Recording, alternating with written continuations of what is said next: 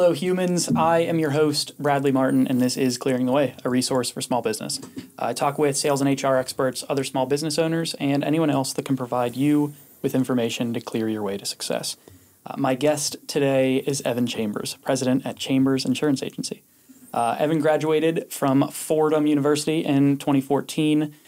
While at Fordham, he had several finance internships. After graduating, he spent a year and a half as an accounting analyst before coming back to Washington in 2015 to join his father's team at Chambers Insurance. The agency was opened in 1953 by his grandfather. In 1979, Evan's father, Chris, joined the team.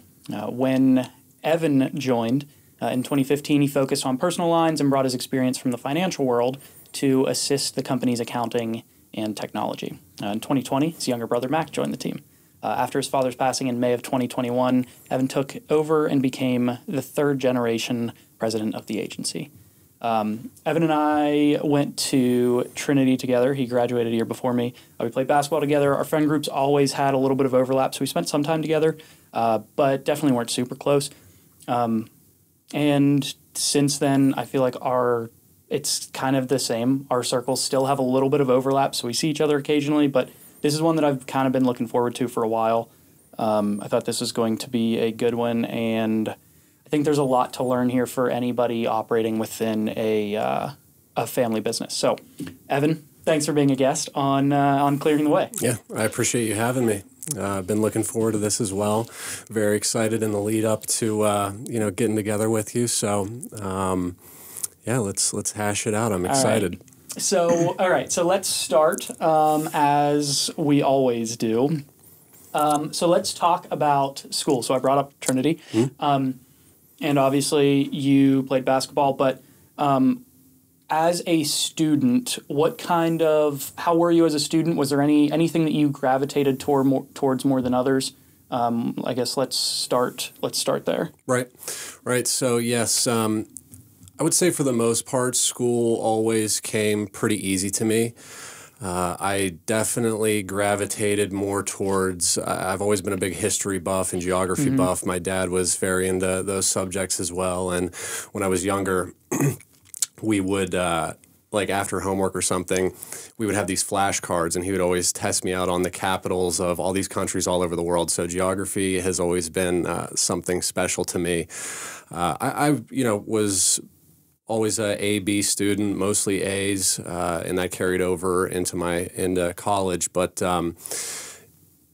I would say that my weak point was science. I definitely had to. I was a kid that had to come in the last 2 days of school to get some bonus points in physics to make sure that I kept that B+ or A- or whatever it was. But there wasn't really any subject that I didn't like. Like I said, things always kind of came easy to me, and when that happens, I feel like it's just not as much of a pain to you. You enjoy the process a little bit more. But yeah. Did you ever consider spending any time or pursuing any career in that history or geography? Did that ever come up or? It did. I did think about it at times, but our family having a business, my mom was always into sales and she was into fashion, so I always knew that I wanted to be in business somehow. Okay. And this, something I wanted to mention to you as well is ever since I was young, though, my dad always encouraged me to go out and do my own thing. It actually wasn't hey, I really want you to come join the family business. He was always, both of my parents were, go do your own thing and, see what the world is all about. And it didn't make sense to me until later on why my dad kind of said some of that stuff, but yeah, it was never pressure that, hey, you have to come into the family business. So that's something that I appreciated too. Yeah, that's nice. That was going to be my next question. Yeah. Was there any pressure there, or was there any encouragement to actually to start your own thing? What's your mom do? So my mom, when I was younger, she owned a clothing business with her mom, the so Galleria. both of them. Right. So Yeah, two family businesses, and then my mom continued to work in fashion. Now she works, she's a natural supplements rep for a couple different companies, and she's an awesome salesperson. So, my dad was the ultimate service guy. My mom was sales. So I always knew that I wanted to be in business somehow. That's a good framework for, that's a good setup for success. Okay, so did they ever, encourage you to was there anything that either pushed you to start your own thing, or was that ever a thought, or? Yeah, I mean, I honestly, what led up to, finally deciding that I wanted to get into business somehow is, I think it was our senior year at Trinity, we had to do sort of a report on a career and what you wanted to do. And I was looking into these things in business. And, in high school, you're still figuring out, you don't really know much about the finance world. But I thought, okay, like a stock trader, or, that sounds great. So I did a report on that. And then I was going to this place that in McMurray that would help out with some SAT prep, and these are the colleges you should be looking at. And because of our mom's fashion business, we would always go to New York ever since I was young. So I was used to going to New York, and this place in McMurray said, hey, you should really look at Fordham University. So once I got to Fordham, I realized, okay, there's no better place than New York City for business. So that's what kind of like really sealed it for me. And that was, midway through my senior year in high school. So okay, so you had a pretty good plan coming out of school. That's probably rare. Yeah, I would definitely. I would say definitely. It's rare. I mean, definitely not my case. You think about how many people think you want to major in XYZ, and then they end up not working in that. I was fortunate that I had at least a general sense. I like to try things out, and we can get into that with the internships and such. But I would say from a early point, I did know that I wanted to be in some type of business. So. Okay, so when you went to Fordham, what did you go there for? Right, so the thing that I loved about it was the access to New York City. Fordham's in the Bronx, and it's only a short train ride into Manhattan. So after I visited there, it's like a little oasis in the Bronx. You hear the Bronx, and it's not like the most glamorous New York City borough necessarily, but Fordham is its own little island there. And I actually did a test class. They had like an accepted students day, and the class that I chose was the marketing of Burberry. So I actually thought maybe I'll go into like fashion business or something, and I ended up meeting one of my best friends to this day was in that class with me, and the professor that was teaching this mock class was a guy that was still working in Manhattan too. So I said to myself, what better place to learn business than the actual professors that are working in Manhattan during the day. So that's kind of how I got some clarity on my decision there. Okay, that's cool. Yeah. Okay, so while you were there, your transition, so I know one of the things that because similarly, like school kind of came naturally, but that actually didn't help me in college because I didn't have any idea how to study. Did you have any issues or anything when you first when you first got to school? Well, it is funny too. I think about this sometimes, a small town kid, and then you just get like turned loose in New York City, and you kind of got to like figure it out. And it was one of the other things too is that I didn't know anyone at Fordham, so it was kind of like a leap of faith of you're just going and you got to figure it out. So I like that independence though, and as big as New York City is, like it just has always felt very comfortable to me. So that made things easier. But you're definitely right that college is a different world than high school, and you actually have to, put in a little bit of effort, a little bit more than a little bit of effort, I guess. That's an interesting question, because one observation I always had is a lot of my friends from Fordham that were from the New York City, New Jersey area, private schools are a lot bigger on the East Coast, especially in the big cities. And some of my friends that went to, all boys Catholic schools, some of the better high schools in the tri-state area, like the amount of book reports that they had to do, like their high school was just on another level than what I was used to. And I think I did have a little bit of catch up in that regard. But one thing I do want to say about Trinity, because I loved my experience there, and I'm actually third generation Trinity grad as well, dating back to our grandfather. But the thing that I loved about Trinity and growing up in Washington is I always felt like I was able to talk to anyone, because at Trinity, I had friends that were not so fortunate in life, and I had friends that were given everything in life. So I felt like when I went to New York and you see people from all walks of life, that always helped me fit in a little bit, because I didn't have any, preconceived notions about anyone. So that's always something I like to mention, actually. Yeah, that's a good observation. Okay, so you're at Fordham. How early were you? How many internships did you have? Yeah, I did a lot. So that was, I guess maybe I realized this beforehand, because it was one of the, they're always giving you their talking points when you're visiting colleges about how many students we send to XYZ or whatever. And the big thing at Fordham, like I mentioned too about the professor working during the day, is everyone at Fordham had internships. So from my freshman year through the day I graduated, I was basically working at least 2 or 3 days a week. So that's like a unique, and that's another reason. All these other schools I visited, it was, oh, so-and-so company comes to see us. And when I visited Fordham, I was like, well, I could just be there. You know, I'm going to the headquarters to interview, not some, you know, just HR person's coming out to talk to kids at a university. So that's cool. Yeah, and you see what these other kids that want to work on Wall Street are doing. They have internships too, so you feel this pressure of, okay, I better get on it. Yeah. And fortunately, I was able to do that. So yeah, that's cool. So so those internships, was there, what was so immediately you've got. We'll say immediately, but however quickly that actually started. What was that like in your first couple years while you're kind of, I mean, you're familiar with New York, so it's not the biggest change, but it kind of is. Yeah. And you're in this area, so you've got the city. You don't really know anybody when you're going there. Right. And you're starting college and kind of immediately getting internships. Right. How did that, was there any struggles there, anything of note? Right. So I was actually trying to think on the timeline with this, but my first internship was actually a community bank.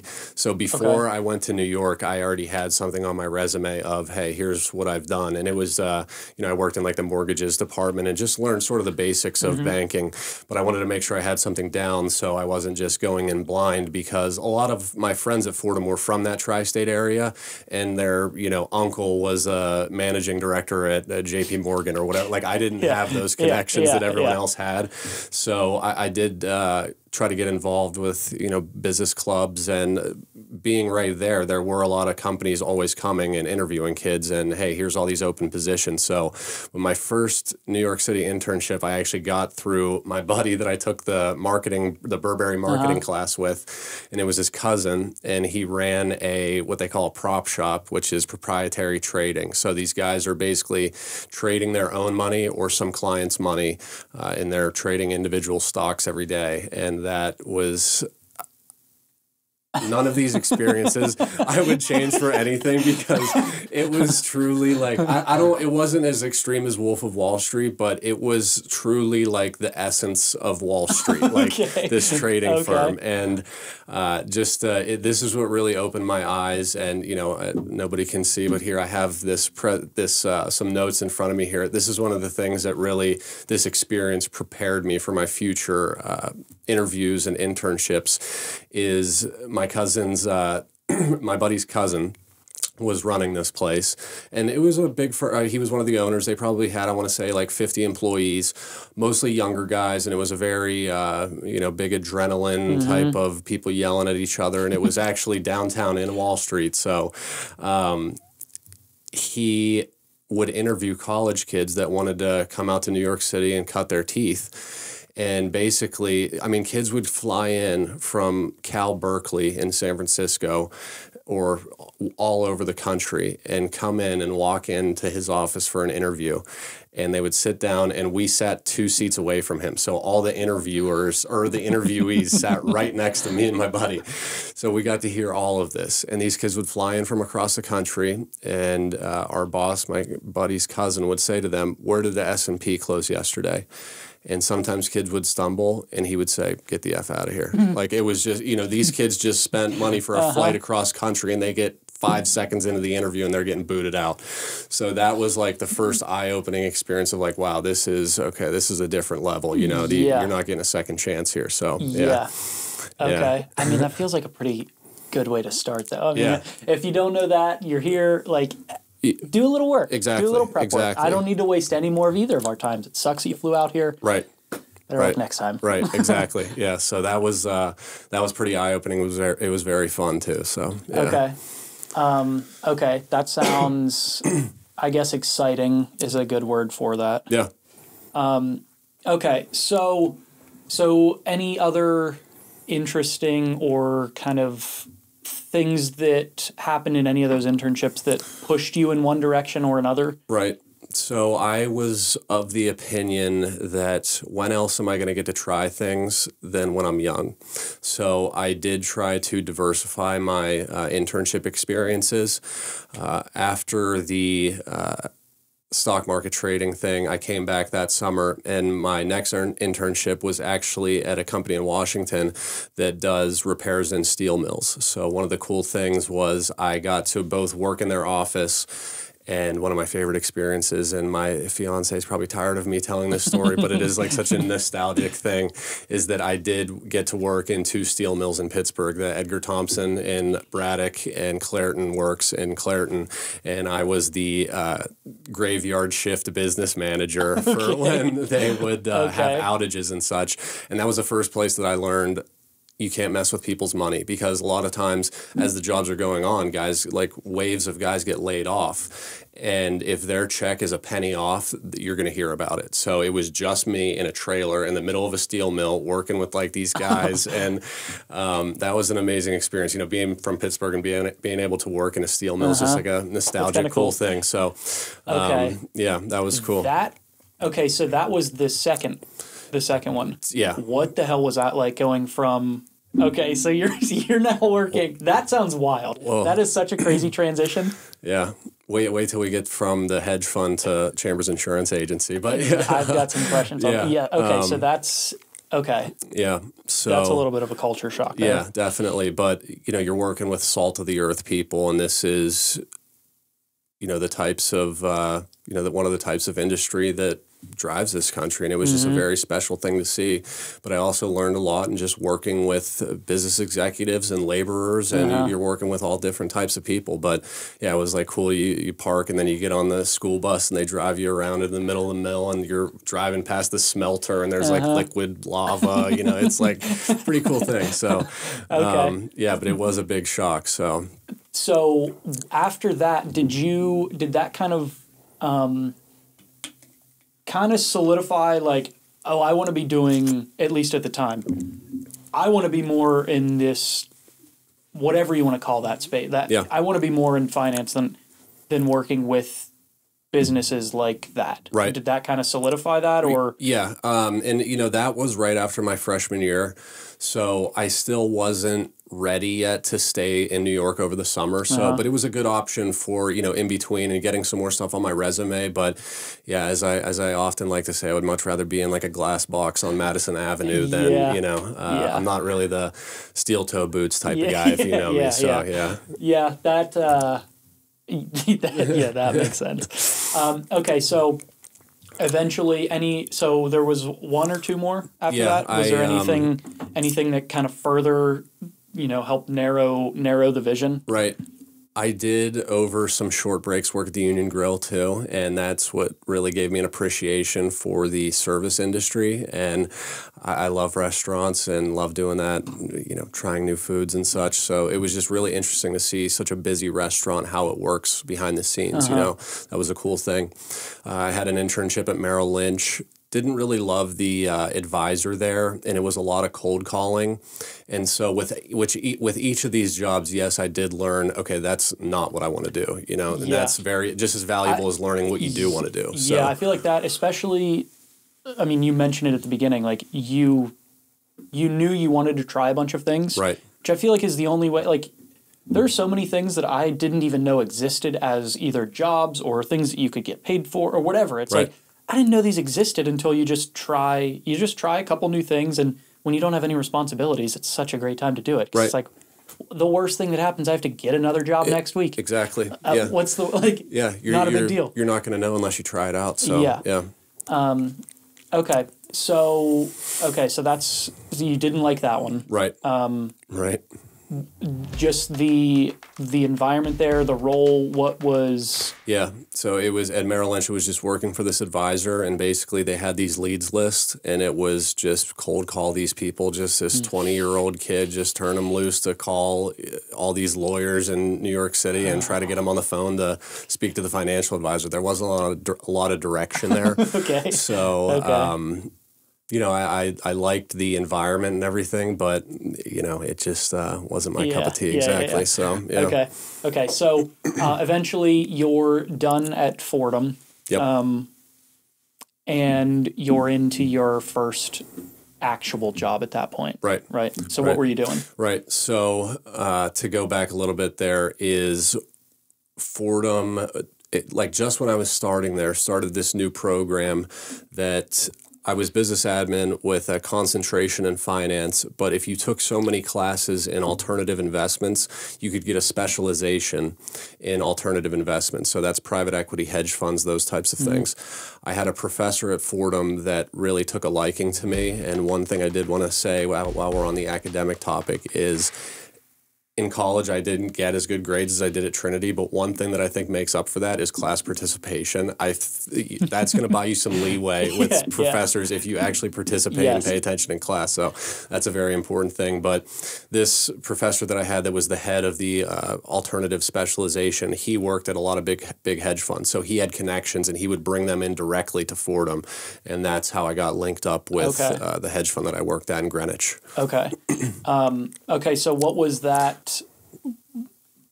transition like? How was that? Yeah. How was your role there? What were you doing first, and then kind of how did that play out? Right. So that was like my final quote unquote internship there. They did hire me, and I worked there part-time my senior year.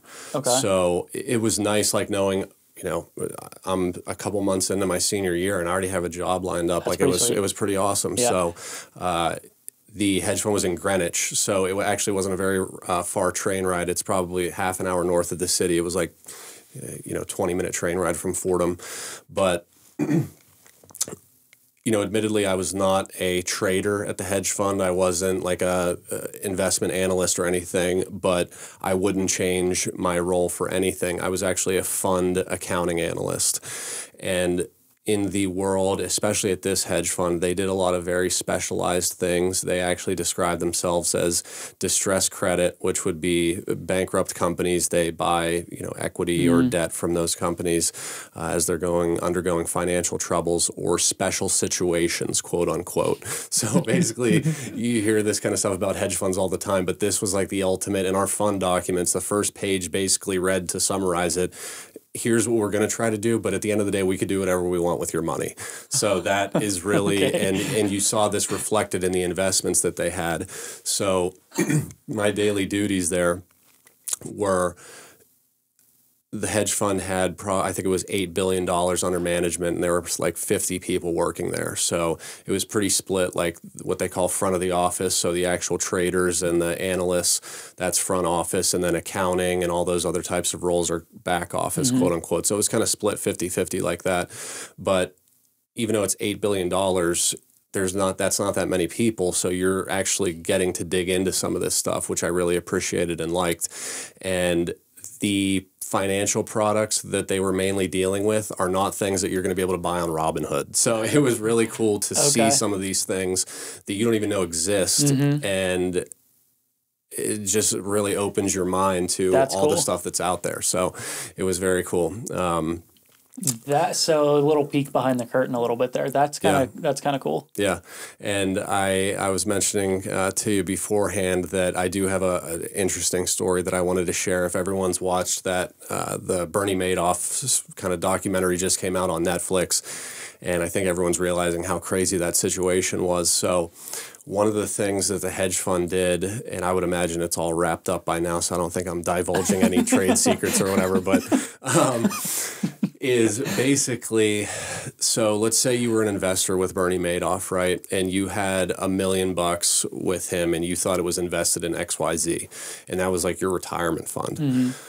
When Madoff got arrested and they shut down the firm, all of a sudden your $1 million of retirement just evaporated into thin air. Like nobody had any idea what it was, or where it was, or if I could get it back, XYZ, whatever. So there's this financial product called trade claims. So what that is you're a John Doe investor with Bernie Madoff. You say, hey, I had $1 million with Bernie Madoff. Like, am I ever getting this money back? So everyone, like, if you're an investor, you file, hey, where's my $1 million? hedge funds like the one that I worked for, and we were, I think, one of 2 hedge funds that actually invested in these products, would reach out to these people and would say, hey, I see you have $1 million claim. I'll give you 600 grand cash for it right now. And you being in retirement age, you're going to jump at that because this is my only chance to get this money back. So the hedge fund will give them 600 grand. We now have a claim to $1 million. But since we're a hedge fund, we have the time and money to wait these things out until they go through litigation or they actually find out what the assets are.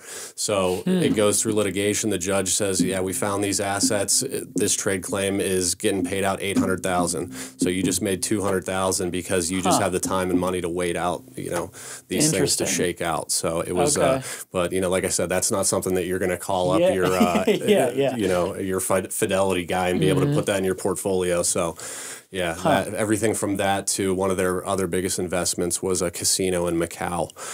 They had the debt and equity holdings, so it was really interesting. Yeah. Okay. Yeah, very, very cool stuff. That's kind of wild. Yeah. So while you were at that point, did you have any interest in coming back to probably not coming back unless you're coming to work here. Yeah. Was there any interest at that point? So I had started looking to move from that place, kind of move up in the world a little bit. I really appreciated getting the accounting side of things because I didn't like accounting when I was studying it in school, but I think it's probably one of the most valuable business, principles, if you want to say, or topics that you can learn. Yeah. So I actually started interviewing a couple other places. And at that point, as I'm in the midst of, obviously I'm sharing this with my parents, and it was at that time that my dad said, hey, I really think that, I would appreciate if you could come back and help me out with the family business. He was preparing to buy out my Uncle Dave's share. They own the business 50-50. So this all kind of just came together, and I was looking to, the hedge fund was wearing me down. I mean, it was really long days. You're getting up at 5 or 6 in the morning, and it was nice that they'd pay for a company car back to Manhattan at night, but that'd be like 9, 10 at night sometimes. Yeah. So the days were really starting to wear on me. But it just kind of lined up like that. The timing worked out well. I was very unsure, but I said, I'm going to give it a shot. Had you even back prior to that job, or prior to him mentioning that, had you considered it at all? I mean, I'm sure there was a consideration because it's like that, like, it's here, but was that even an interest at that point? The number of times that even really entered my mind, like I have it as a fallback, were very minimal. Like I really never thought about it. I loved New York, and I was so dead set on it that I never really thought. I never saw myself coming back and joining the business. So yeah, it was. Okay. It was So you get the call. Hey, right. I'd appreciate this. Right. How long did it take you to make that decision? Was it I don't really like any of these other options, maybe let's try this for a little bit? Or like, what was the thought? Yeah, my thought was I actually did have this interview, and I was going into the final interview. I think I was the only candidate to go do sort of similar work that I was doing for the hedge fund in Switzerland, actually. And I thought to myself, I was like, that would be amazing, but I don't know how realistic that is right now. Like, that's just a lot, and being with no friends, whatever. So as I started to talk to my dad about it a little bit more, it was probably like a month or two, and then I finally decided, it lined up, like our apartment lease was expiring, so kind of, the universe started to align a little bit. So yeah. Okay, so you make that decision. Right. That right. is okay. Yeah. So that's a wild change. Yeah. From all of that. Right. Back to Washington. Right. Family business. To work at the family business in insurance. Right. Okay, so there's a lot of things to cover here. Yes. So when you started there, those first couple, I imagine it was a couple months of just how long did it take you to kind of acclimate? I mean, it's not like you aren't from but the work environment is like way different. Right. How long did it take you to kind of get into the swing of things, and did you kind of think about going back to that other thing for a while, or how did that all play out? No, I did. When I first came back, probably the first 6 months, I just wasn't liking it really. And I actually did go back to New York for an interview at another place. And it wasn't until really, I was probably there at the family business, I want to say for like maybe 9 months to a year. And what really changed things. Yeah, I know. Yeah. So, I mean, it took me a while to like really like it. And at that time I wasn't looking back on it. You know, my dad was more dedicated to his craft than I worked with some of the smartest people in New York City, Ivy League people, geniuses, whatever. Yeah.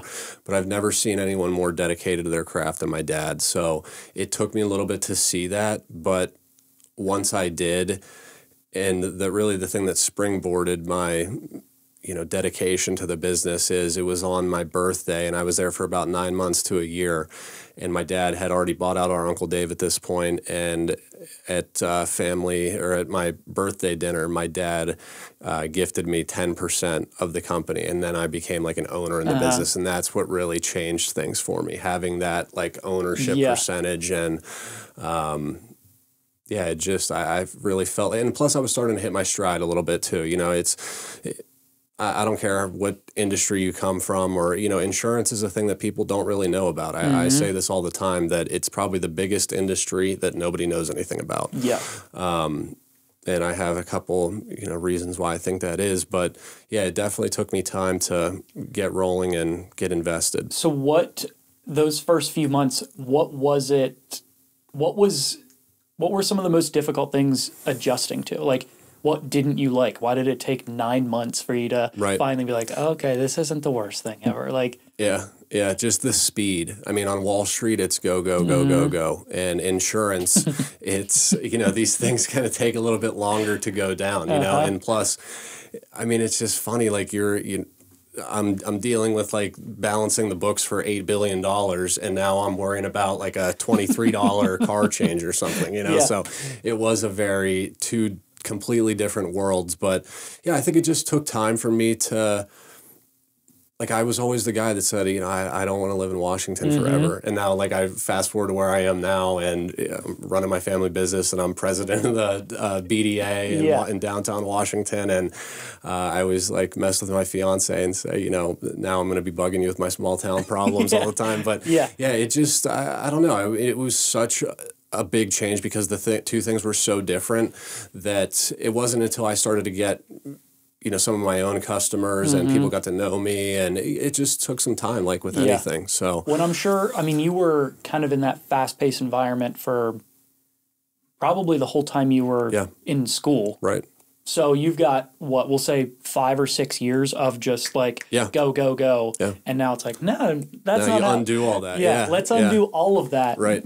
Everything's going to move a little slower. Right. Everything much smaller scale. Like all of these things that, I mean, I guess if you look at it that way, 9 months isn't that bad. 9 months might be quick. Yeah. To get rid of 6 years of like of training. Right. Yeah. That's yeah, and you have to get your license. Like there's limitations on what you can do if you don't have your insurance license yet. So that took me a little bit of time to do, but it just took some time. Yeah. So.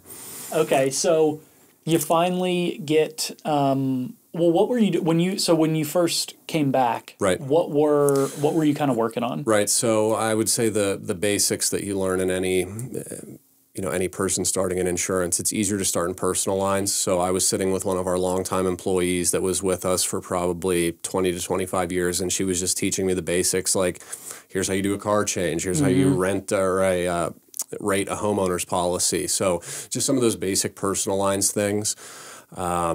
And I hadn't yet really got into, our Uncle Dave was still there when I first started, so he was still doing a lot of the accounting stuff, and I think that was one of the things too is, we'll elaborate on this later, but my dad was he wasn't the best at delegating. Like he liked to have control over his things, and that is admirable. But it's like looking back, I wish I would have had some more exposure to some of these bigger items. So how many people were were there at that point? How many people were on Yeah. the team? Yeah, when I started, it was me, my dad, my uncle Dave, and we had 2 longtime employees, like over 20 years, one personal lines, one commercial lines, and then we had one part-time employee.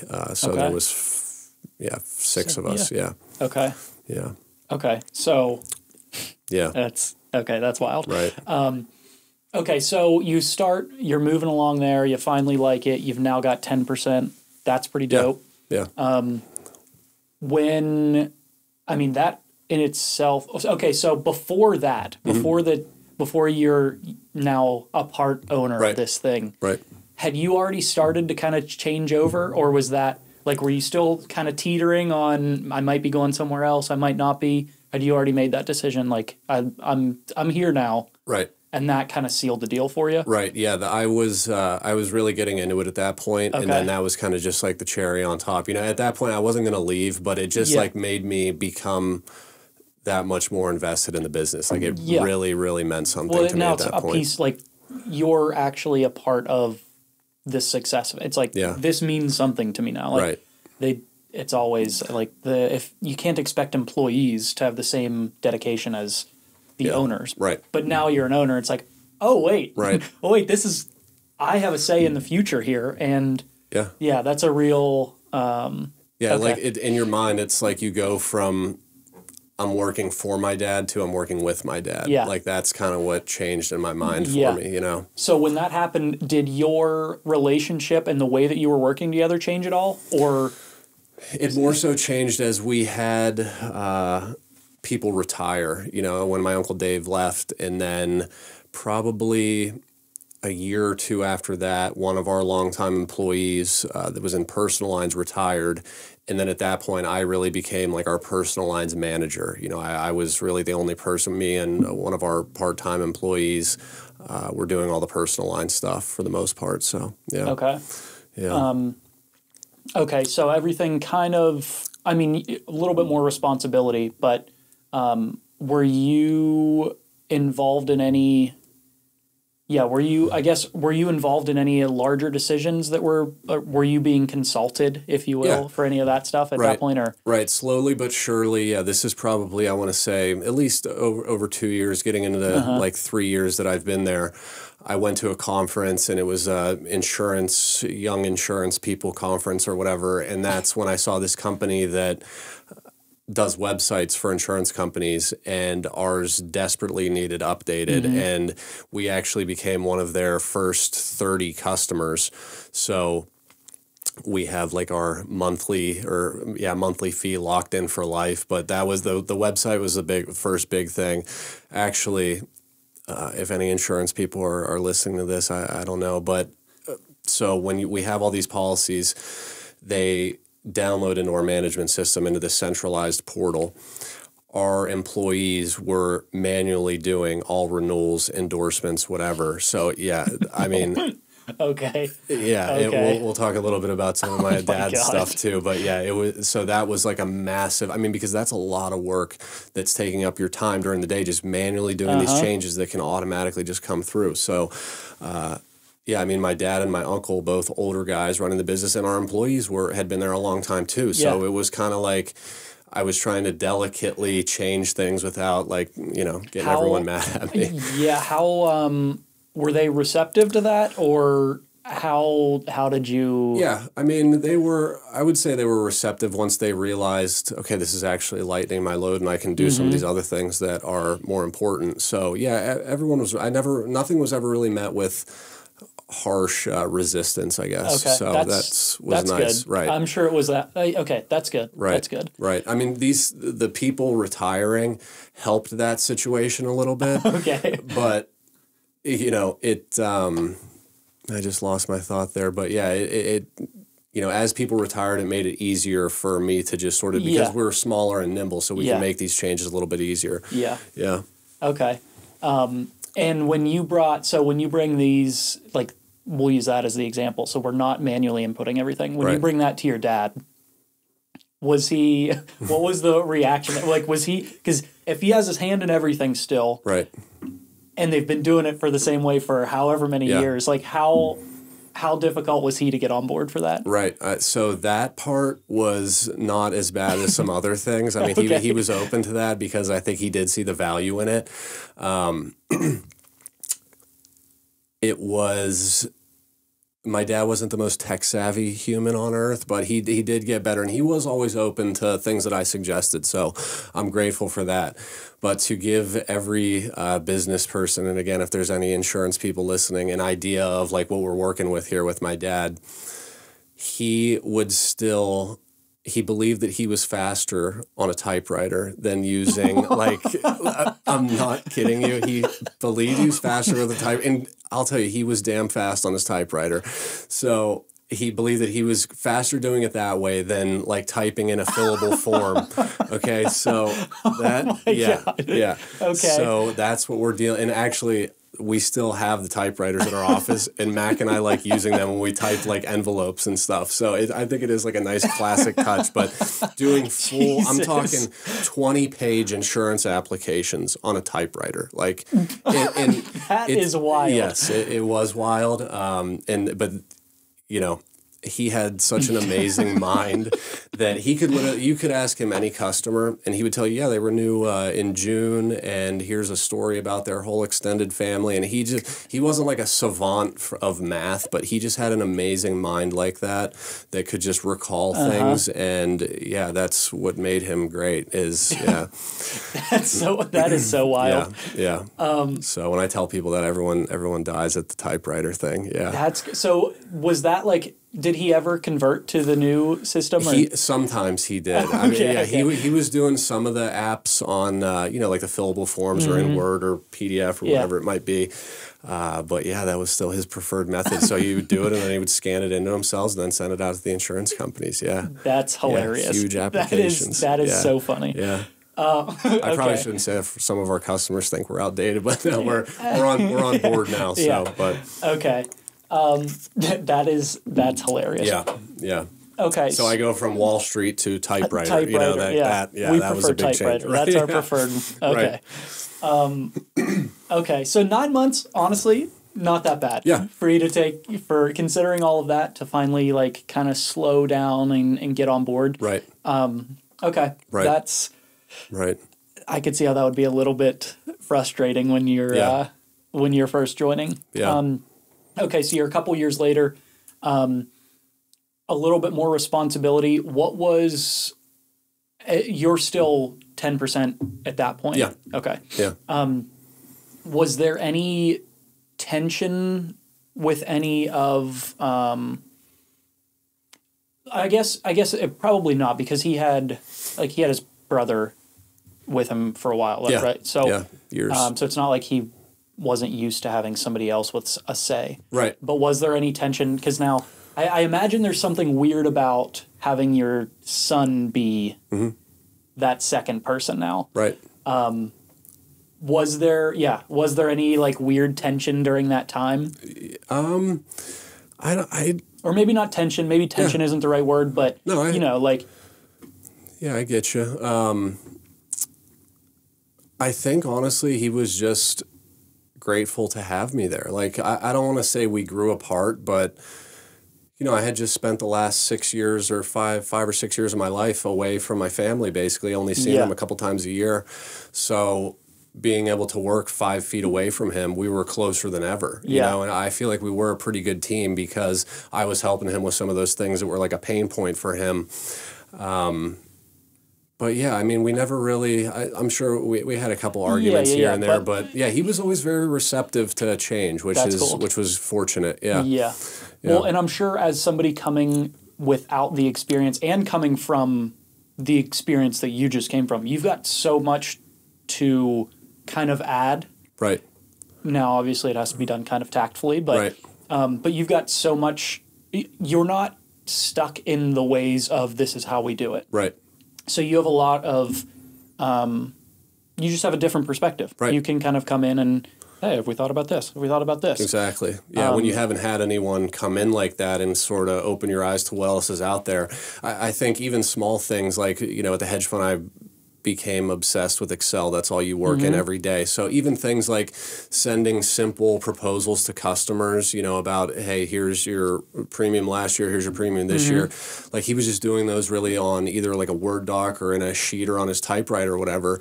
And, I came in and showed like how we can set these up in Excel and make it like a better presentation to the customer. So little things like that, like I think he appreciated, and he was always pretty open to that kind of stuff. That's cool. Yeah. That's cool. It was fortunate. Was there, so with you joining back into this family business, right, was there anything that you think you didn't do well in coming back that you could have done differently at the beginning? Yeah, I mean, obviously, thinking back on the whole situation, what I would do, and I would recommend this to any family business, if the current owner is sort of like my dad, this guy that has a hard time delegating and is amazing at what he does, but kind of, I don't want to say doing it in the dark, but it wasn't until he passed away that I realized how much he was doing, and that's been a huge struggle for us. I would just nail him down more to say, hey, you got to start giving me a couple of these things, because that was probably one of the biggest shocks, after he passed away, and we can talk about that whole situation a little bit more. But I would just, if I could do it over, I would force him to give me some more things, Okay. So that makes sense. And that's a difficult thing to do in any situation, because it's like, hey, I'm the new guy. Right. Sure, I'm your son, but also like I guess once you start making a couple of those little changes, that can become a little bit easier, because it's like, hey, there might be some other ways we can save some time or some money. Right. But those are like, it's one of those, you don't really know, you have no idea from the outside, you have no idea what all is going on. Right. Because you can't even see what all what his hands are all in. Right. It's like, oh, these things just operate. Well, how? Yeah. Exactly. How? I don't know. I actually have no idea. Yeah. Yeah. I guess just to share, I think sometimes like what our role is as an insurance agency kind of confuses people. Is to just break it down very basic, is we're an independent agency. So we work with over 30 insurance companies, and that makes it, I like that a lot, and I never speak ill about any of our competitors. I actually really appreciate and like the fact that we always play nice with our State Farm and Erie counterparts in town and in the surrounding areas. When you go to a State Farm, you're just getting State Farm. When you come to us, hey, can you quote my home and auto? We can run quotes with 15 different companies if we want to, and then show you all those premiums. Yeah. So, and then when you need to say your renewal gets blasted and you need to move to a different company, you stick with us, but we just change your insurance company. Yeah. So I think a lot of people get confused, like how are you guys different than a State Farm or an Erie? And it's exactly that. So, yeah. Was there... So, do you have like an example of any of those things that you just had no idea about? I mean, commercial lines in general, it's easy you figure out home and auto, okay? Like you crash your car, you have collision coverage, and you have liability if you injure someone, whatever it might be. But yeah, definitely the commercial lines and the benefits take some time to get used to. And, to elaborate on one of those examples, I had my life and health license while my dad was still with us.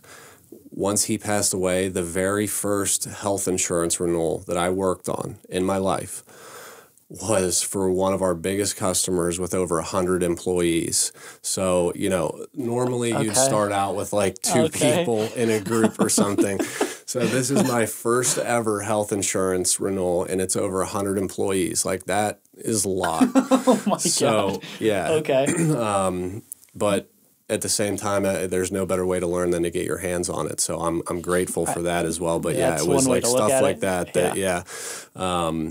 are just, that's the one thing I do like about insurance is we work with people that are circuit board manufacturers to Indian restaurants to schools to a kid that needs a renter's policy at college to whatever it might be. So we get to see people of all types of industries and walks of life, and that does make it interesting. But with that said, every type of customer is different. Not everybody fits in exactly this type of company or product or coverage or whatever it might be. So yeah.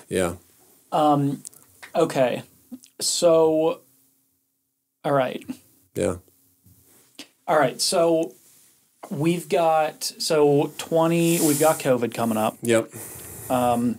That's cool. How did that did that affect you guys much? Surprisingly, no. Okay. It hardly impacted us actually, and I'm grateful for that. And this is, another one of my canned statements that I'm sure my fiance loves hearing is, I like to say that there's a reason that Warren Buffett's in insurance. It's one of those things that is never going away. People are always going to need it, whether it's a depression, recession, or an ultimate bull market. So any situation is, people are going to need it. So yeah. Okay, so I don't even know how to approach this situation here. Okay, so we're into 2020. Yep. And we can discuss this as much or as little and as skirting around as you want. Yeah. But so I guess just walk us through as much as you would like, and then there's obviously some questions with your transition. But yeah. I'll kind of leave that. No, I get you. So we'll start, December 2019. I'm in my stride now. I'm our personal lines manager. That's when one of our longtime employees retired. So we're down one there. So it was in March 2020 that the pandemic starts. I'm trying to peel back. Okay, so the pandemic starts March 2020. My brother is in college at the time. He's going into his senior year, and he's playing football again in university. So the pandemic's going on. Hey, Mac, your senior year is going to get canceled for football. So his senior year gets canceled. They're still figuring out what to do with the schedule. And, fortunately, he made it. He was a 3-year starter, made it through without any major injuries. And our dad kind of said to him, hey, I think you should just graduate and come work with us. So was that his plan beforehand? More so than me, yeah. Okay. And I think that changed for our dad once I was in there longer. Like I said, how he always encouraged me to go do my own thing. I think after I started working with my dad more, that made him want Mac to come in more. And then we could be a That's trifecta. Cool. Yeah. So that was a good part of it. So Mac's senior year gets canceled. The pandemic's still going on. He ends up graduating in December 2020. January 2021, she was in the industry a long time, but only with us for probably 3 or 4 years at this point. Another personal line person decides to retire. So we're down to me, my dad, my brother who had just started 4 months before, and one long-term commercial lines person. Okay. And another one of our employees that had been with us for a couple years at that point. So, it's Max there for 4 months. He finally gets his license. And then in the last day of April of 2021, it was weird. The day before, it was on a Thursday. And every single day, our dad would clear off his desk.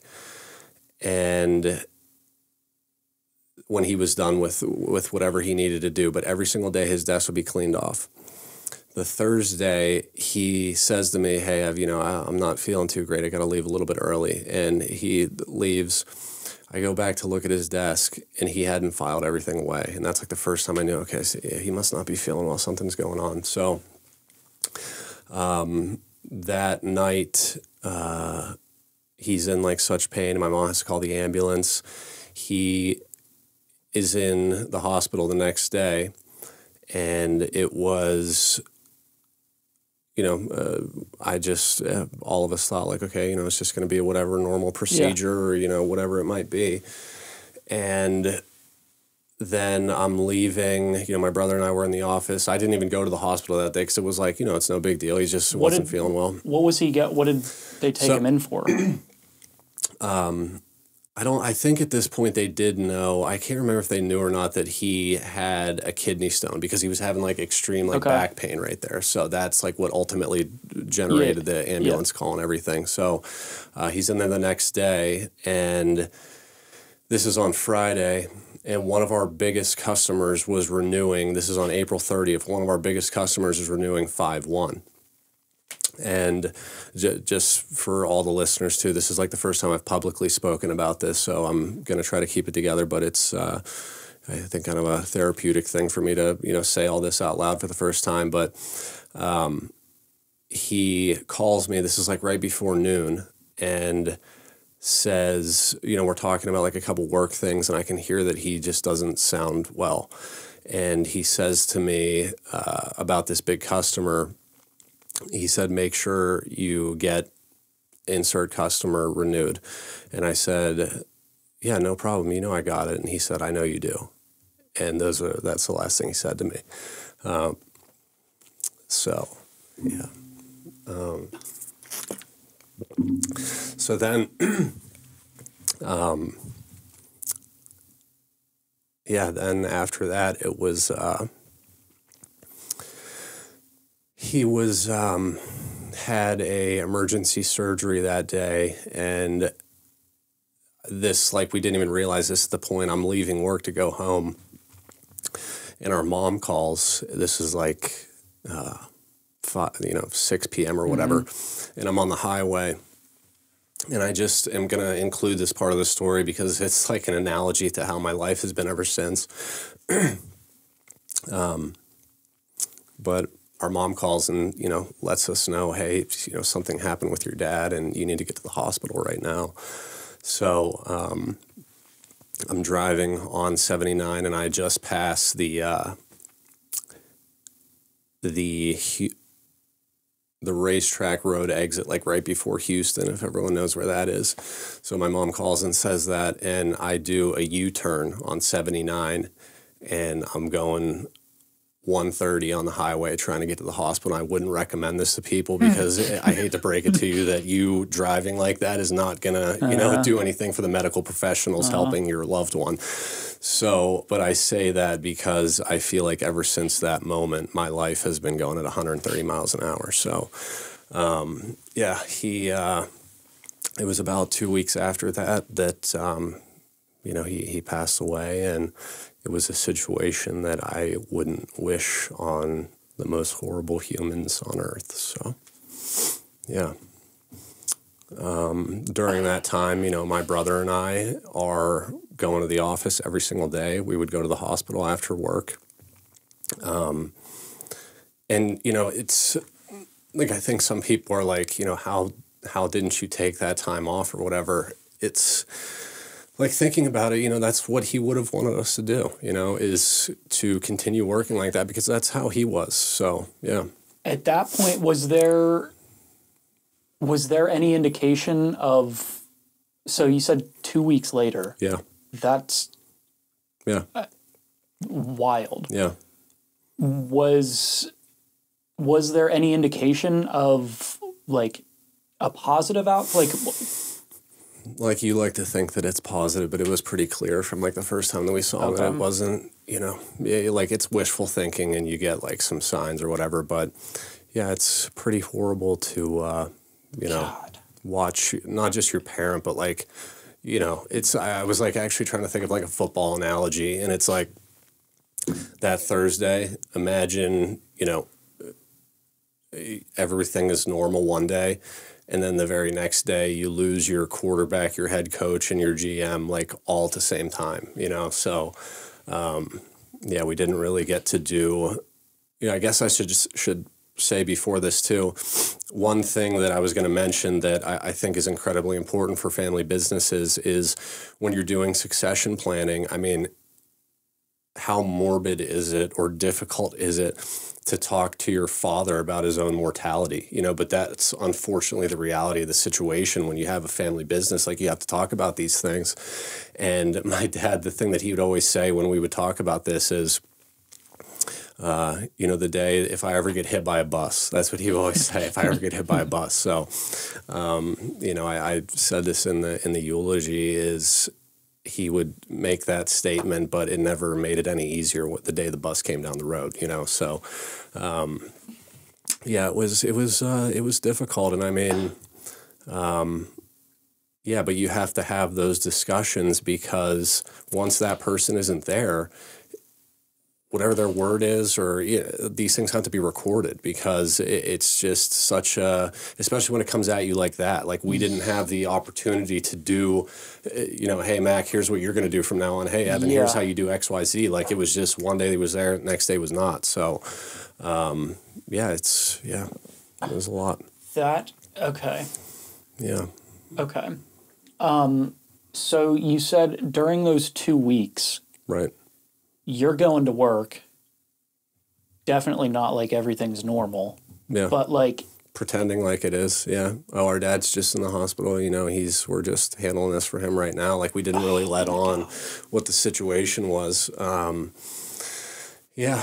So, and then, I mean, ever since then, I'll never forget this either, is like, situations like these make you realize even your best customers, or people that you consider your friends, or you perceive to be friends of your dad or your parent or whatever, the day of the actual funeral. So Mac and I were in the office the day of the viewing and went back and forth or whatever. Then the day of the actual funeral, I'll never forget this. One of our bigger customers, and that's owned by a guy that I know my dad would consider one of his best friends, and has been a customer of ours for 30 years, texts me that while we're at the lunch after the funeral and everything, texts me about a car change that he has on my personal cell phone the day of my dad's funeral. And it was like, from that moment, I realized, like, this is gonna be a lot. Like, this is tough. So yeah. But then right after the luncheon, we we go to the office, and I think we've probably taken off, like true leisure days, I would say less than a week for Mac and I each. It's just been so go, go, go. Yeah. So okay. So right back, that feels, how did you even have time to process what the hell was happening at that point? Like, so unexpectedly goes to the hospital, and you're working as normal for 2 weeks. Like, God, that feels, did you even have any idea what the hell was happening? No. I feel like I would just be in a you're probably several months of just like, what is going on? Honestly, it affected me more 6 months from the time it happened than it did initially, because it was, I don't want to call it I guess it kind of is, you're in survival mode. This is not only our family business, but this is our livelihood. When you have a family business, your personal life and your business life are intermingled, right? Yeah. So I think that's as difficult as it might seem on the outside. Being in the office was our safe space, really, because that is what always really connected us to our dad. So, being in there, you felt him there with you, so, but it wasn't until several months later, and the fact that I'm even able to speak about it right now is just because I have done a fair amount of work in speaking to someone about it. It was a pretty horrific situation. So, but I think having the business is what kind of saved us too. Yeah. Well, especially in a business like that, because you've got it's not like you're selling cupcakes. Right. Where it's like, all right, we can shut down the shop for a couple of days, Yeah. and if people don't have cupcakes, not a big deal. Right. Right. But you've got next week, your largest client, Yeah. you have to renew Right.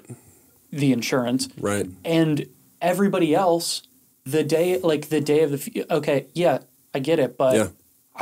I also legally need to change these things. So, like, you don't really, there is no just shutting down for the day. Right. Right. Yeah. I mean, policies are renewing every day. Claims are happening every day. Yeah, that's...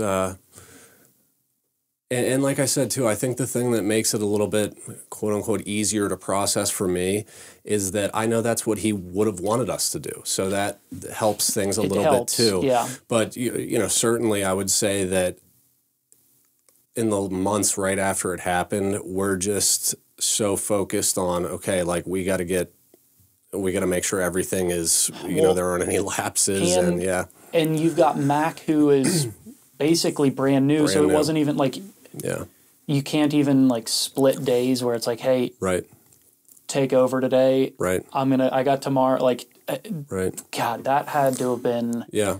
So then in December of 2021, our longtime commercial lines employee retired as well. And she was going to retire in 2020, but she stayed on because everything happened with our dad. So at that point, like right after the new year, like leading into 2022, it's me, Mac, and one of our part-time employees. Yeah. So it really came at us fast. And, you know, the thing I'll say before, and I feel sort of vindicated now, I mean, I knew this, but it just makes it better seeing it on paper. One of our companies just offered to do like a full analysis of our book and, you know, see all like the customer count, the premiums, all these different analytical numbers.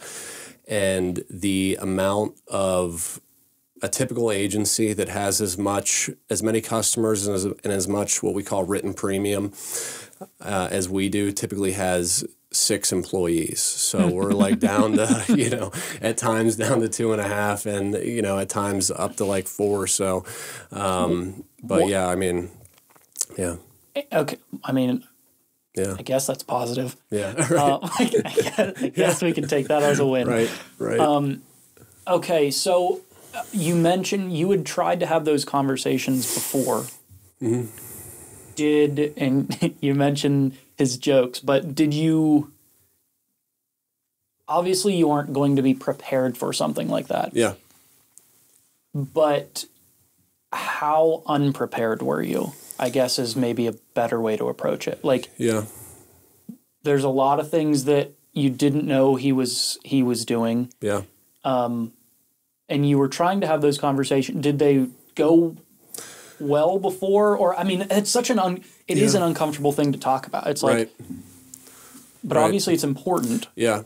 Yeah. I would say that that's definitely one of the regrets that I have is, and, you know, obviously it would have happened sooner or later. It just wasn't, you weren't thinking about it at the time, but I was still mostly working in personal lines. I was starting to dabble in commercial lines a little bit more, and commercial lines is by far the more difficult of the two situations. So that's something that has been the biggest difficulty, I guess, has, you know, learning all these different types of policies and customers. And one of the, it's cool that we get to work with so many different insurance companies, but one of the other difficult things is at every single one of these companies, depending on how big the customer is or what type of risk it is, there could be 6 to 8 people that we need to know at each of these companies. So just figuring out who needs to get what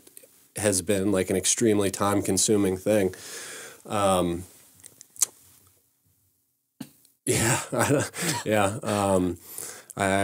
forget what the question was, but yeah, I mean, it's as far as like the financial side of the business and everything, you know, that was a little bit smoother, but yeah, it feels like just operating it kind of the easy part, like taking over the easy part, but doing the things that he's actually like the actual work, like Well, What? That's actually brings me back to the point that I was going to make too, is that's been the most shocking thing is even though I worked 5 feet away from him for 5 years, that's how like protective he was of his stuff. And it wasn't like a proactive thing like, no, get out of my office. It wasn't like that. It was just he was so dedicated to service and insurance. I mean, he had great product knowledge. He was the best person ever on the phone. And that's like the one thing I wish Mac could have experienced a little bit more. But it wasn't like he didn't want me to see it. He would just do it. And then it was just done. Yeah. So that was the most shocking thing. It wasn't until I really, got into and even in the first year, you're kind of just like flying blind. We're like still discovering. I mean, I honestly do not understand how he was doing all this himself. Like, it's just unbelievable to me. I mean, I still can't wrap my head around it. Like, it's a lot for Mac and I. I mean, granted, he had 40 years experience in the whole bit. And sure. Like I mentioned, he could tell you XYZ about anyone in the world, but that's been the most difficult thing is like the volume of work and still figuring these things out, So that's like the toughest thing is it's not like I can just yell over to his office anymore and say, hey, how do you do this? So, yeah. So, well, on that point, do you have anybody else that's been in the industry for a while that you can kind of not lean on, but like go to with those things now? Right. Yeah, we do have a couple associates that are, it's kind of one of those things you make sure they're far enough away that, just by chance, it's a long story, but these guys from California that this is how weird the universe is sometimes. We do wedding insurance too. This guy from and foreign weddings. It's like a niche thing that we do. Yeah, it's cool. Yeah, I'll tell you. If you want to hear more about that, it's actually a cool thing that I like talking about. But this guy from California calls us and says, hey, I have these super high net worth people that are getting married at this historic French chateau. Can you help me out with the coverage? And I'm like, yeah, this is actually something that we do. Turns out this guy, when his dad started his business, and his dad passed away when he was 29, just like me, and took the business over from him. So that's just like, it's meant to be almost. Wow. So, and this guy's brother works with him too now. So they're in their 50s or whatever, but just hearing from, they were a lot worse off than us. We're in good shape. He was describing like the amount of accounts receivable that they had once his dad passed away, and he basically, it took him 2 years to like get all that money back. But it's just like people like that are kind of just like placed in your life, And we do have some more local people that are friendly with my dad, and I'm not afraid to call people, but as far as like an everyday mentor, no, I don't really have anyone like that. But yeah, well, even for a lot of that, it's kind of like if you've got somebody that you can call in those tough times, it's like, yo, I actually have no idea how. Like, right. I didn't know this thing existed, and now it's my problem. Yeah, exactly. Yeah, and just having somebody older or somebody more experienced that you can kind of. Yeah, and fortunately, we've had to lean on the companies too, and that's they're not always so willing to give you advice just because they don't want their name attached to something. But we've had to lean on them for a little bit. But yes, we do have people that we can at least call. And Oracle Dave's still around too, like for some of the background on customers and such, or hey, why is this like this? Like we just ring him up and it's, he's able to answer some of those things. So, yeah. Okay. So your first, probably still, but like, has there been a point where it felt like you were above water since then? Or like, have you constantly been kind of like figuring the whole, like, has it gotten, all aspects of it, have it gotten easier to manage the whole situation at this point?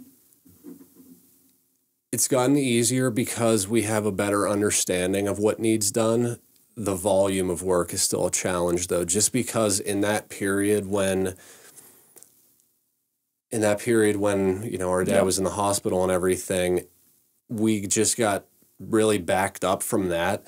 And like I said, in that first year when we're still kind of flying blind and figuring out what's coming up, I feel like that has just pushed everything back a couple months. And that's Mac and I are finally, now that we've been through our first full year of renewals and such, we do have a lot better understanding and, timelines and all that kind of stuff. But it's definitely still, I do still feel like we're playing catch up a little bit. Yeah. So we have 2 employees with us now who are great, and I appreciate them, and they're helpful, and we can. I feel like you have another question coming, but I just did want to say I'd be remiss if I didn't mention my brother. He is like my rock, truly, and I would be lost without him. And from the situation with his senior year getting canceled with COVID to the situation with our dad, and now he's had to jump in and from his 6th month of even working at the agency, he's had to take on things that I didn't see until our dad passed away. So we're kind of learning some of this stuff together, but he has not complained one single time. And it's humbling when that's. Yeah. Good thing he's where I'm going with that is one of the nice things about family business is nobody has your back more than family, So I'm extremely grateful for him. Yeah, that's right. 6 months, and it's hey, sorry, but you kind of need. Yeah. I don't know what I'm doing. Right. We need a lot of help here. Right. That is. And I think one of the things that helped too is, I've had to work through this because this is an interesting idea or topic is sometimes when I reflect on these things, like you ask, what would I change about my relationship, or what would I ask my dad differently? I struggled with for a long time, thinking when I say something that isn't quote unquote positive about him, it's disrespectful. How could I, after all he's done for me, after all my mom's done for me, how could I say anything bad about them? But this idea that I've been able to come to terms with is it's not disrespecting, it's honoring them, because I know that that's something that he wanted to change about himself. So I'm the one that can change that. And with Mac, it's basically I'm doing with him what I wish my dad would have done with me. I basically just had to hand him stuff and say, look, you got to figure it out. And he has, fortunately. I think Mac would be the first person to admit that he wasn't Mr. Academia and didn't really love school as much as, I did, I guess. But as far as insurance goes, he's a damn good insurance person. He's really good with customers. So he's picked it up incredibly quick. Yeah. That's good. Yeah. Yeah, sometimes though, I keep making this analogy, but the only way to figure it out is you really have to get your hands on it. You can't just watch a video and you know everything about insurance. So yeah. Okay, so just getting a grasp on everything, that's its own difficulty. Right. Working with all these clients, what were some of the I imagine. Okay, so it took you a little bit of effort. He was still using a typewriter. Yeah. So on some, not on every single thing. Yeah. He was getting better. Yeah. But were finding contacts. What were? I'm thinking even into the small details. There feels like there's so many places where you could have no idea that there's anything that's even there that need to be uncovered. Man, that's I'll tell you one the difficult things of that is we're probably licensed. You get your main insurance license, but then to get licensed in other states, you basically just go on their site and apply. That's one thing that his email was tied to all these, and we do have access to his email. Obviously, I call his email my oracle because it's our historical records on some of this stuff. He was a huge phone person. That's what makes it difficult too. Is it was either paper or phone, but he was getting better with technology as time went on. But just stuff that, for example, with some life insurance products, we broker those out to this father-son team in Carnegie, for example. still to this day, I can't figure out where my dad was recording some of this information. Like, these people call in and they're like, hey, I have this life insurance policy, and I have to like call the guys in Carnegie because I cannot figure out where he was tracking it in our office. Like, fortunately, the records are there somewhere. You know, like this third party has the records, but it's like I can't just pull it up in our system super quickly. Like, stuff like that. You know, and like I said, his memory was so good that he could just knew where everything was. So yeah, like the licensing stuff. Crazy. A couple of our licenses, like that's, and some of these things go into the junk email too. So there's been like 2 instances where I basically had to like call the insurance departments in these states and be like, look, our dad passed away and our license lapsed. Like, can you help me get it reinforced? And fortunately, it's not that big of a deal, but it's just little stuff, little administrative stuff like that. That's just like, you know, takes an hour out of my day that I don't need to be messing around. Yeah, you didn't even know it was an issue before. Right, it's exactly. Like, oh, wait. Yeah, exactly. Okay. So. Wow. But. Okay. Yeah. That's wild. Yeah. So you're still uncovering. That's so crazy. I mean, and that's, you know, Mac and I and our 2 employees, you know, we're the ones fixing the printer and solving the world's problems. So, yeah. Okay, so we kind of touched on that. So, what are you? Okay, so now are you? I imagine you're starting to kind of implement your own processes to kind of track everything a little bit better. Yeah. What were obviously just figuring out how the hell the thing works. Yeah. That's its own challenge. But what other things came up in those first 6 months, like that you had to kind of work through that weren't that you didn't expect, or right? Yeah, like how was that? Yeah, so with us being the size that we are, and like I mentioned, our dad wasn't the number one process guy, like, you know, corporate buzzword type of guy. So he had all the methodology like in his mind. But I would say that's basically for a lot of the business customers, the insurance companies are sending you stuff to fill out 60 to 90 days in advance. Since we got so backed up, it's basically like we've been in like the last month before some of these renewals. That's a challenge that Mac and I have had to get over. And right now, I keep saying I would love to hire someone, but I think right now getting our processes down and having like an operations consultant, that's something we've been looking into more, because another one of my canned statements I like to say is I always wish I could work at another agency for a year or did have that experience just to see how other places do it. Yeah. So it's a double-edged sword because we're small and nimble and can make changes, but we've been so busy with the service part that we haven't, you know, that's something that we need to do a better job at, is taking that hour a day or half an hour a day to step back and say, okay, here's what we need to do for X, Y, Z. So yeah, it's just been coming at us so fast that you get, it's Friday before you, and then you're looking back and like, where did the time go? So yeah, that would be the, one of the biggest things I would say. And like my dad, I do struggle with delegation, and that's something that I've been trying to work on, because I was like trying to think of lessons or suggestions as we're getting towards the end of the podcast. And I'm definitely the type of person that is embarrassed to ask for help sometime. Like, I feel like, you know, growing up in our house, I had this point written down that it wasn't suggested that you do your best. It was expected that you do your best, you know, so that has made me, I'm very fortunate for that, but it's also made me pretty like self-critical, and, you know, I judge myself pretty hard, and I expect perfection out of myself, but perfection isn't always possible in every situation. So, yeah. Have you and Mac, okay, so now it's the two of you. Right. Did you...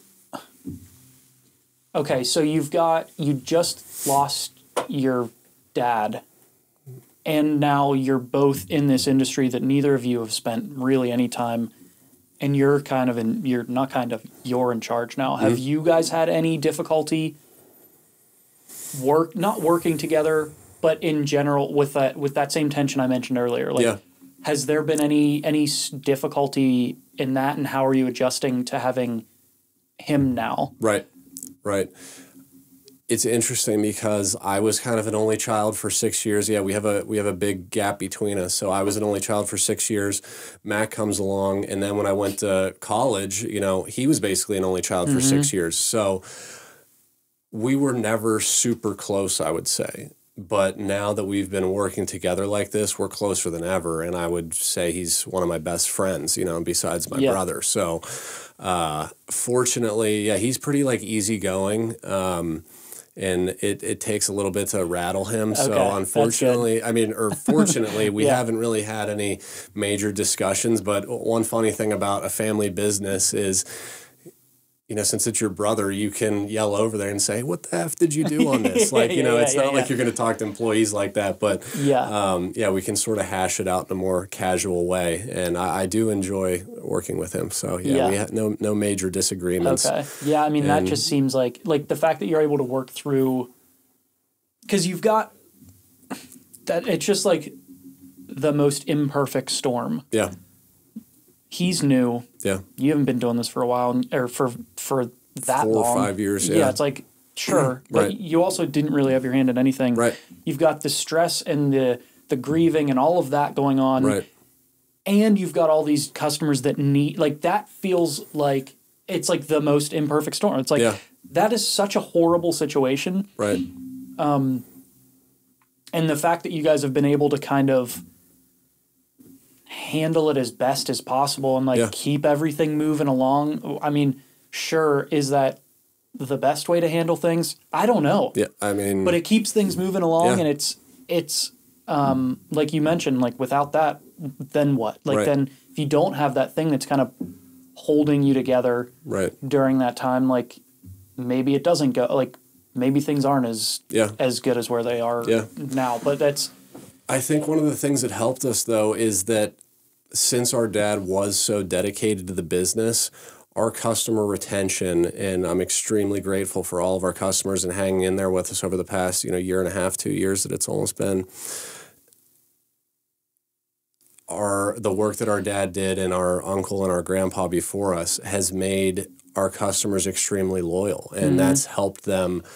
That's helped us in this situation because it's not like, we're getting a ton of competition on some of our, bigger accounts because, I've tried the best that I can. And that's actually another point I wanted to bring up is that still now we get calls of, people calling in, well, your dad just always handled this for us. And it's like, okay, what was that? I can't ask him how he did this or whatever. Yeah. But that's, it's, again, a double-edged sword because it's like people had especially customers had such a high opinion of our dad, and now you have to live up to those expectations, or at least that's what I put on myself, and I know Mac does too, so that's a challenge. You want to be just as good as him, and then, all of this just came at us so quick, but I must say I'm proud of what we accomplished, and Huh. Yeah,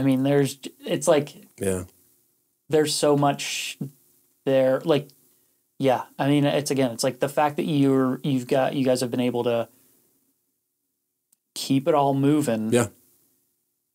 It's crazy. Yeah. It's crazy, especially given it's not there's no planning for that. Right. You can kind of try to, but it's not an expected thing. Right. I mentioned before, you can do some of the succession planning, but it's I don't know. Even if we did it quote unquote perfectly, there's still things that you don't see or know until it all happens. And I guess one of the other challenges too is that at the end of the day, Mac is still a 24-year-old kid. This is his first work experience. Yeah. So a lot of these other administrative things, came to me, and that's where I am grateful for my other work experiences because some of these things are helping me now.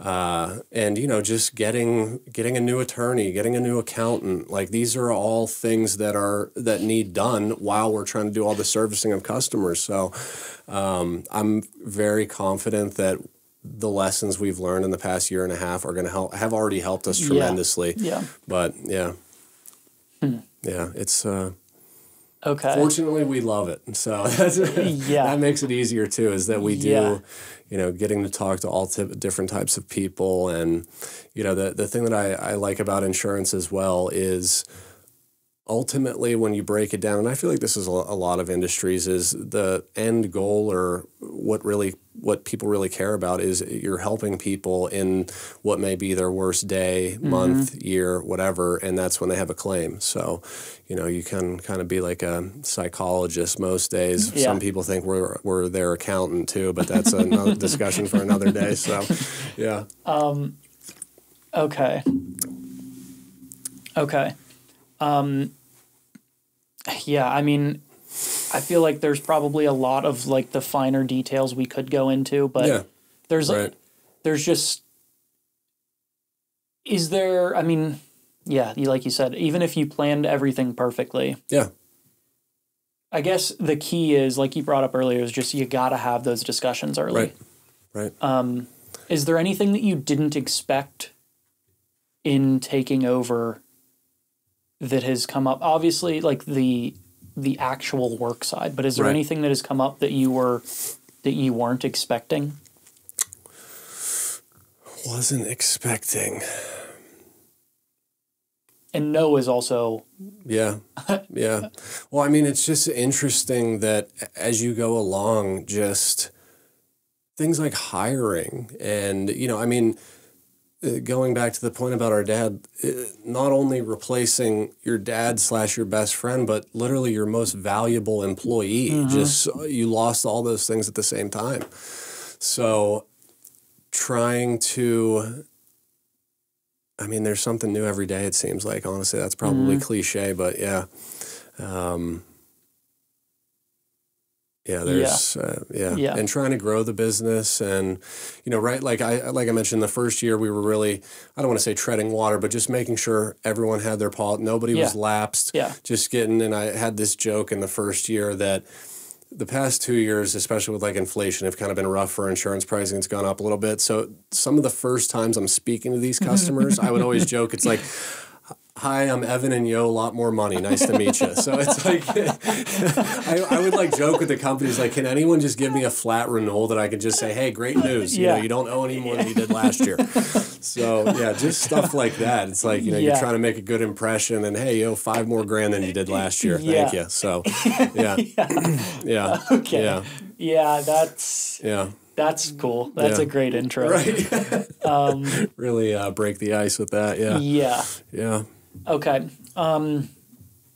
Is there anything else that you want to add? I feel like we've covered a lot of we've covered a lot. Yeah. Definitely. This isn't so much insurance related, but speaking of like things I didn't expect, and I've never viewed myself as the type of person that needs like a pat on the back of like, hey, good job. I'm not expecting that from anyone. But one thing, especially with the rise of, you call into a company, hey, this call is going to be recorded for training and monitoring purposes. And I feel like the corporations, they do, when you do the surveys, like those do actually matter now. And whenever I get good service from a company or whatever it might be, an outside vendor, whatever, I do always take the survey now. And you never know what is going on in someone's life. So you have the potential to make someone's day by doing a simple little task of saying, hey, thank you, I really appreciate that. And one of the best things that someone said to me ever since this whole situation happened, because again, we're like extremely hard on ourselves, Mac and I both, but one of our newer customers, and the people are literally geniuses. The guy worked in academia forever and now they have their own company. The wife in the situation is also their like administrative person. She was participating in some, it's like a Leadership Washington County, but in Allegheny County was some professional development type thing. And the topic of insurance comes up. She's telling me this story. And someone says, someone yells out in the class about insurance, I have the best insurance guy there is. And she said, no, she's raised her hand and said, no, I bet I have the best insurance guy. And the guy asked her, "Who's your insurance person?" And she said, "Chambers Insurance." And the guy goes, "That's my agent too." Like, so just something like that, you know, like after all the trials and tribulations that we've been through, just something small like that can really make someone's day, you know? Yeah.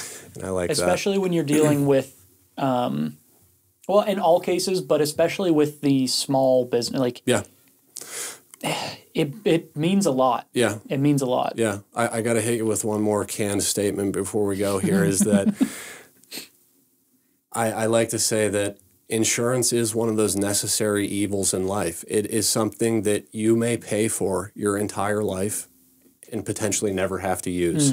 So that's why I don't want to say I have like a complex about it, but it is a big expense for a lot of people, and it's like something that doesn't provide them value right away. It's not a fun purchase. Exactly. So I was like, when I was listening to the episode with Stephanie, I was thinking, or I'm trying to think, it was not James, but it was one of the sales episodes. Probably Jeff. Yes, Jeff. And he was just talking about selling your product and it resolving a pain point for a customer. And insurance is just one of those things that it's like, I don't want to call it delayed gratification, but it's just something that you can't touch or feel or see. Yeah. And you have to pay all this money for it. So, But, just wanted to end with that is like, you know, just little comments like that I feel are just can really change someone's day, you know? Yeah. So. Okay. Where can the humans of Earth find you all? Right. So we are right by the courthouse in downtown Washington, PA, 33 North Main Street. This is our 70th anniversary. So that's crazy. We're doing a couple special things. We're actually having our website redone right now to make it a little more specialized to like the foreign weddings that I mentioned, and we do a lot in the equine industry, so changing some things around there to make it a little more specialized and just give it an overall refresh. Other than that, you can find Mac and I in the office every single day pretty much, so yeah. All of the links will be down below. Yeah. Anything else you got? No, I sincerely appreciate you having me on, and I love talking about this. Hopefully we get to do it again. And before we sign off, just thank you to all of our customers that have hung in there with us over this difficult time. Mac, my mom, and my fiance Katie. I love you guys. So, thanks for coming on. This was a good one.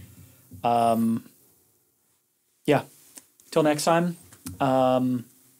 Thanks for watching or listening, whatever you're doing. See you next time. Thanks.